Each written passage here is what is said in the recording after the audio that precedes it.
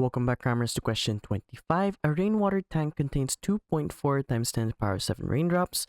The rainwater tank also contains 1.75 times 10 to the power 6 bacteria. Work out the number of bacteria per raindrop, giving your answer in standard form, and correct the two significant figures.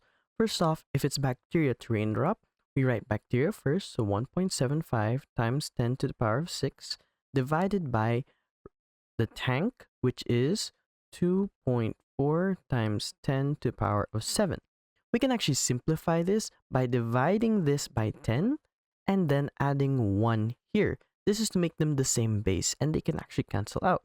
So you have 0.175 times 10 to the power 7 divided by 2.4 times 10 to the power 7, and 10 to the power 7 divided by 10 to the power 7 actually cancel out. So we simply have 0.175 divided by 2.4, which we can then put into our calculator.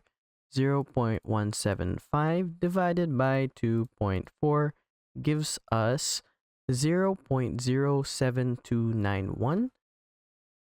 0.07291. But this is not standard form. Standard form is any value between 1 and 9.99. So we actually have to multiply this by 10 twice, but it still has to equal our same answer. So if this goes to the right twice, that gives us 7.291 times 10 to the power of negative 2. The reason we're doing this is so it equals 0.07291. But now that it's in standard form, it's a lot easier to comprehend. And we give it to two significant figures. And since we follow 1, 2, 3, 4, 5, 6, 7, 8, 9, 1 to 4 we round down, 5 to 9 we round up. Since the next value is 9, we round up. So we finally have 7.3. 7.3 times 10 to the power of negative 2. Thanks for watching. Cram, then scram.